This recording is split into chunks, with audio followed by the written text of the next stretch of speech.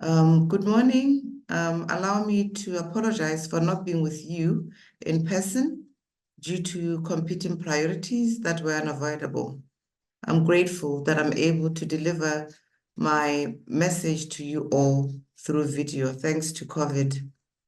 Honored members of Parliament, traditional and religious leaders who have graced this occasion, the Country Director of Plan International, Antoinette Ngoma, the head of Africa Engagement, Girls Not Bride, Nerida Ntamburi, the HIVO's Regional Director, Ms. Nana Zulu, representatives from the UN agencies, young people from SADC Youth Forum and the HIVO's Youth Advisory Panel, staff of National Parliament, staff of the SADC Parliamentary Forum, and civil society organizations, distinguished guests, members of the Fourth Estate, ladies and gentlemen.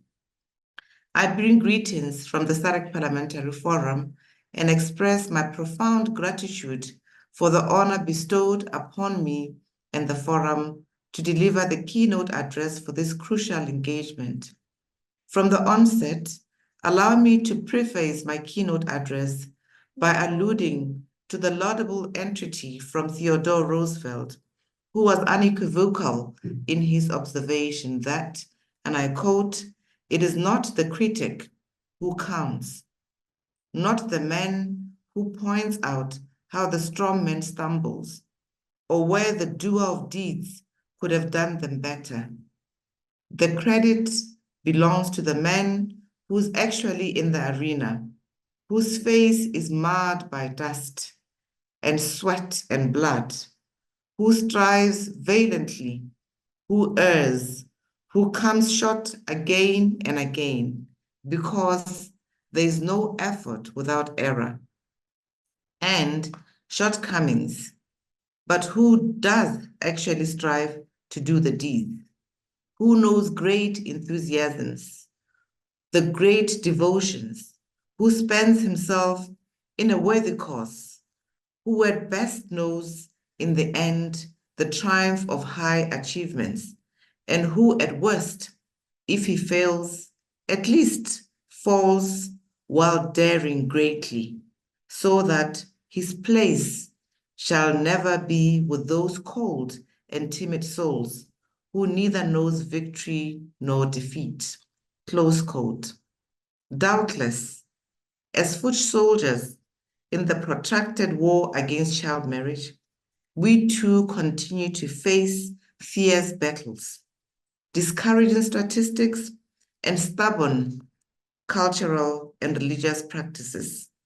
We are confronted daily by entrenched norms that resist change, communities where the cries of young girls are often drowned out by certain norms and traditions, and by systems that are slow to adapt and effect the change that we want in our region. Yet, it is precisely in these circumstances that Roosevelt's words resonate with profound significance.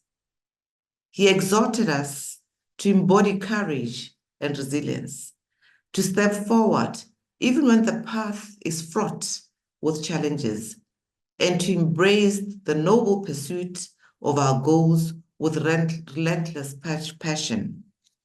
We, who are in the arena, who have chosen to confront these injustices head-on, must continue to strive valiantly, knowing that every effort, every small victory, and even every setback brings us closer to the triumph of the high achievement we desire.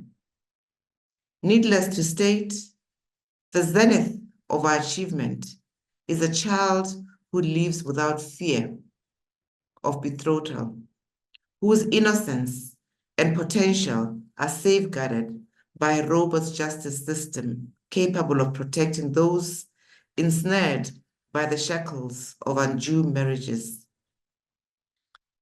It is a future where SADC member states and citizens not only recognize, but actively promote and protect the right of children, ensuring that their futures are bright, secure, and full of promise. This vision, ladies and gentlemen, is not merely an ideal, but a necessity for the future of our children. It is inextricably linked to the future of the SADC region. It is undisputable that when we empower our children, we empower our nations, and when we protect their rights, we secure our collective destiny.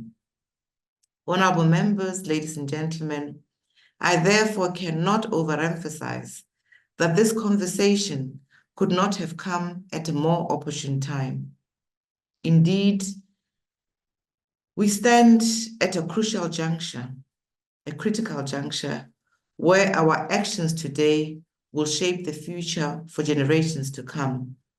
In that light, I must commend the conveners of this crucial dialogue for their foresight in bringing us together to address this pressing issue. This platform provides us with an invaluable opportunity to take stock of the progress that has been made thus far in the implementation and domestication of the SADC model law on eradicating child marriages and protecting children already in marriage. It also challenges us to identify gaps, renew our commitment, and strategize on how we can accelerate our efforts to end child marriages before 2030, or once and for all. Honorable members, ladies and gentlemen, you may be aware that globally, an estimated 640 million girls and women alive today were married in childhood, with 12 million girls becoming child brides every year. These staggering numbers paint a somber and sobering picture of the scale of this violation of human rights. Sub-Saharan Africa is second to Asia, with 20% of child brides. Contextually, 1 in every 5 girls was betrothed or forced into marriage before the age of 18. The vulnerabilities of these girls was and remains a vulnerability that exacerbates poverty, conflict, and limited access to education and healthcare. This is what the UNICEF report of 2023 has revealed to us. Ladies and gentlemen, these statistics are not just numbers, but a representation of millions of young girls whose futures are compromised, whose education is cut short, and whose health and well-being are jeopardized.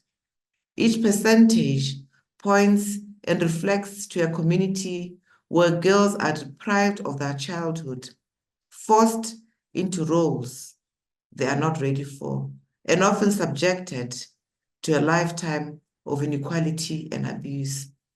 And this is often what drives Dr. Nyarazai, our Goodwill Ambassador previously, who indicated that naming is norming, and we must call child marriages for what it is.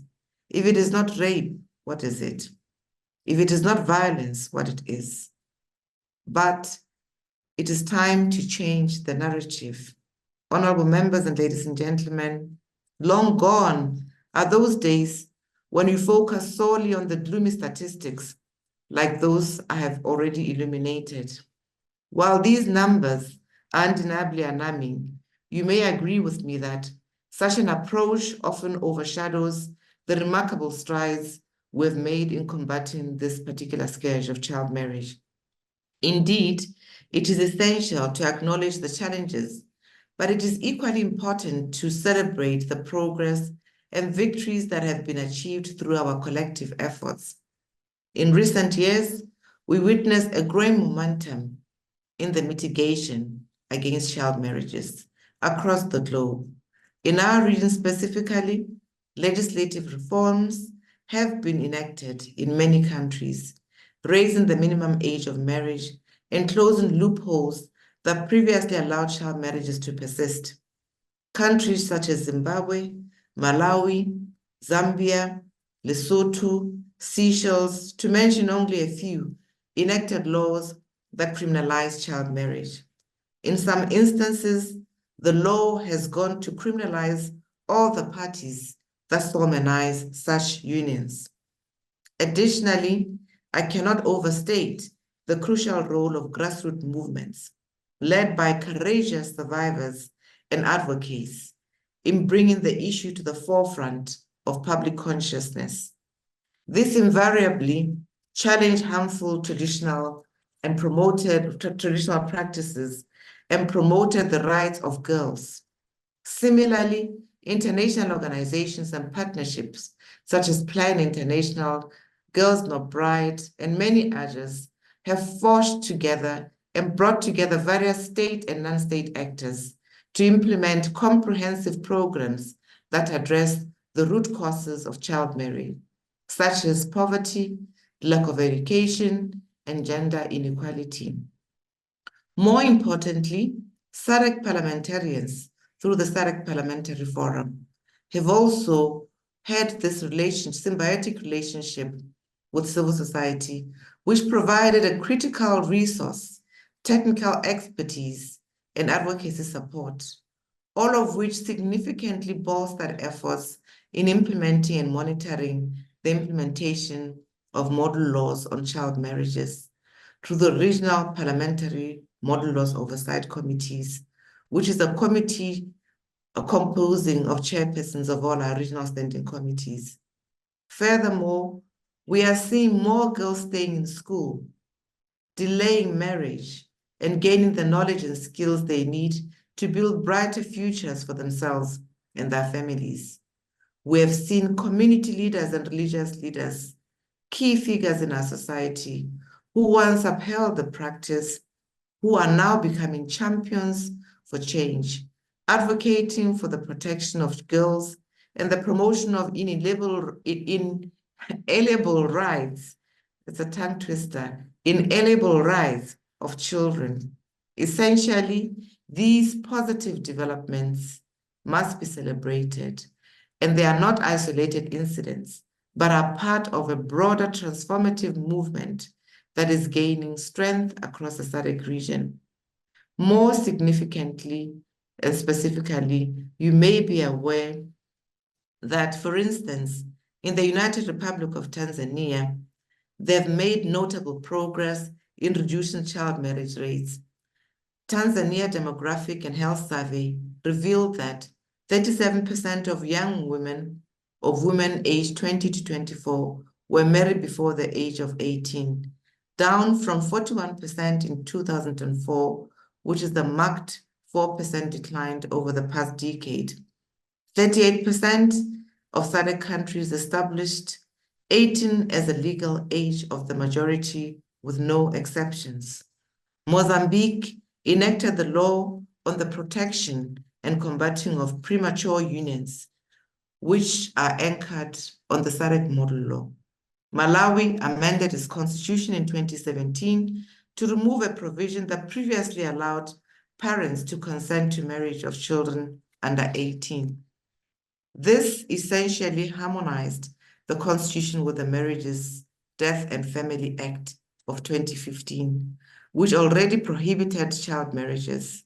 More so, traditional leaders have taken a lead in championing the right of children, including annulling child marriages solemnized within their jurisdiction.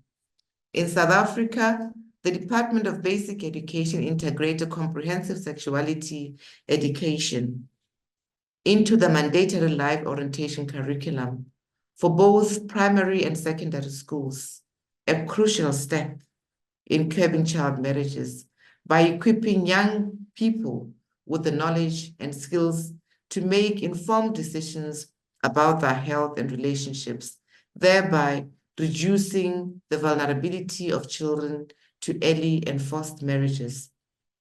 Zimbabwe, in 2022, took a significant step in protecting children by enacting a new Marriage Act that strictly prohibits marriages under the age of 18, including in customary unions, whether registered or not. The Act further imposes imprisonment penalties for the violations. Ladies and gentlemen, honorable members, all these achievements are poignant reminders that our tireless exertions are not in vain. Each success, no matter how small, quintessentially embodies the power of collective action, personifies the commitment of those who refuse to accept the status quo, and epitomizes the audacity of those who dare to dream of a just and free world for our young girls. Therefore, the model law must remain our North Star, guiding our efforts and providing a comprehensive framework that aligns national legislation with the highest standards of child protection. Patently, the model law has inspired legal reforms, empowered communities, and catalyzed the creation of policies and prioritization of the rights of children and their well-being. It has also provided a benchmark for monitoring progress and holding governments accountable, ensuring that the promises made to our children are not just words on paper, but effectuated into meaningful change. To that extent, as we continue to implement and adopt the model law to meet the unique challenges of our respective countries, it is crucial that we remain vigilant and proactive, ensuring that this guiding light continues to illuminate our path towards a future free from child marriages. However, and crucially, we must absolve ourselves from the temptation of treating the model law as a statistic document. It is a Bill of Rights. In fact, we are enjoined to conjure a critical spirit that will remind us time and time again that it is a living, evolving tool that must be actively applied, monitored, and reinforced. As we embrace that spirit, the model law will become a powerful aide-memoire that with the right strategies, adequate resources, and collective will, we can overcome the deeply entrenched practices that threaten the futures of our children and the progress in our region. Honorable members, ladies and gentlemen, going forward, our focus must shift towards sustaining and scaling up these successes to ensure that they do not remain as isolated cases, but form part of the broader societal and regional transformative agenda. That is why the SADC Parliamentary Forum associates with our serious vision as espoused in the theory of change of Girls Not Bride, which is, and I quote, a world without child marriage where girls can exercise their rights and achieve their potential, close quote. To achieve this, it is needless to state that we ought to be part of this movement. We ought to depart, and urgently so, from the long and winding road of endless dialogues that often remained as that. Dialogues we must detour into the narrow road of swift action, both on the legislative and policy frontiers, as well as enhanced visibility on the ground. This must be anchored on strengthened collaboration between state and non-state actors. The region simultaneously needs to be moved along with information, research, and evidence in terms of what is happening in our communities. We must create synergies that have limitless potential to propel progress across the region.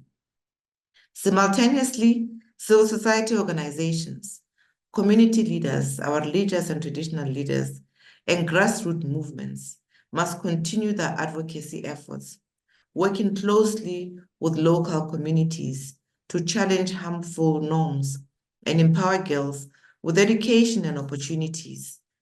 It would be remiss of me to exclude the private sector, which has a critical role to play through a deliberative investment in programs that promote gender equality and economic empowerment. Ladies and gentlemen, moreover, effective monitoring and evaluation systems and frameworks are the sine qua non to measuring our progress and learning from those successes and setbacks. That is why we have a guide supporting the model law. We have a scorecard which is anchored on gender, and therefore we have this committee that should assist us in monitoring our setbacks. These systems and frameworks must be augmented by sound international cooperation agreements and knowledge sharing platforms such as this one. Undeniably, in this knowledge-driven economy, our region stands to benefit from the experiential realities of other countries and regions and have made significant strides in combating child marriages.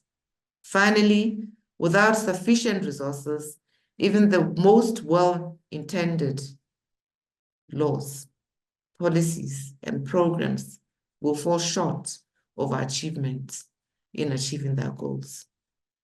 It is therefore important for us to make collaborations with budget offices in parliaments to confront challenges that our region has regarding domestic resource mobilization.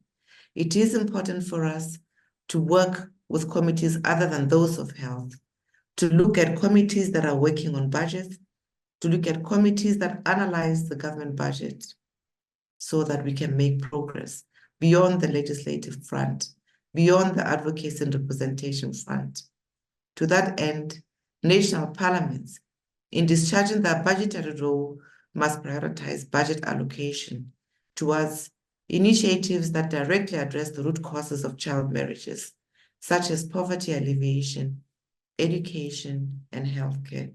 This must extend to funding for the implementation and enforcement of legal frameworks, support services for survivors, and community-based interventions aimed at prevention. You'll all recall, honorable members and colleagues, that the model law advocates for child marriages to be voided. Where are these children whose marriages have been voided? What are we doing for them besides requesting that they are voided?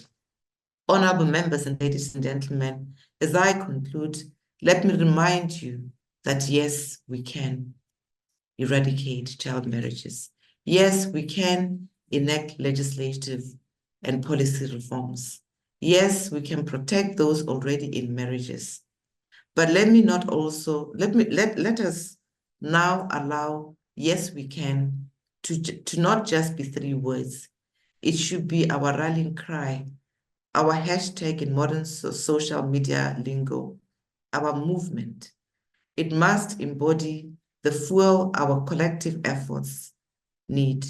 We are therefore enjoined to educate and inspire everyone with its meaning. Why? For youth. Youth are the future of our region, and they are indispensable stakeholders in the fight against child marriages. Their voices, their energy, and innovation are critical to shaping a child marriage-free future. E must stand for empowerment. Empowerment is the foundation upon which strength and resilience are built. Therefore, our young girls and women must be empowered physically, mentally, financially, to effectively combat child marriages.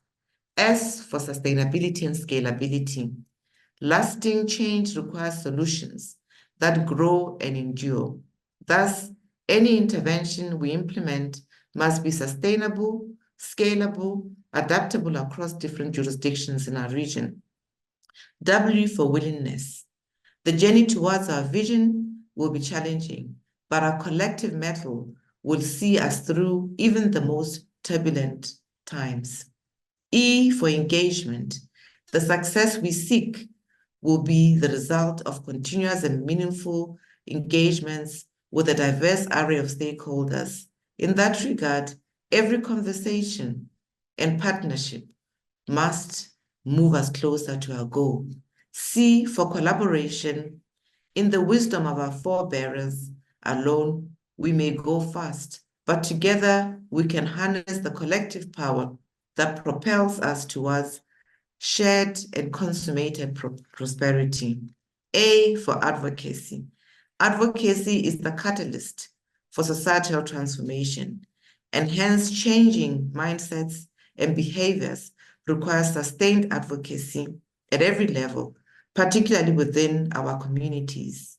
N, for negotiation. Our objectives will only be realized through thoughtful negotiations, through diplomacy with duty bearers, ensuring that the policies and actions taken are effective and inclusive. So, hashtag, yes, we can. This must be our battle cry as we continue in our quest to ensure that child marriages are relegated to the annals of our history, where they belong. May I therefore, and once again, take this opportunity to extend my deepest gratitude to the conveners of this critical engagement. Your bringing us together today is essential as we build the momentum needed to drive the movement forward. Further, I need not reiterate that the SADC Parliamentary Forum and member parliaments continue to open its doors to all stakeholders willing to partner with us in this and other noble endeavors.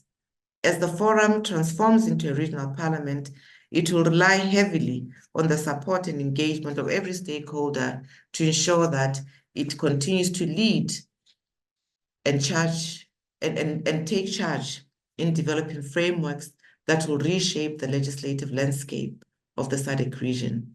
Hashtag, yes, we can. And thank you very much for indulging me.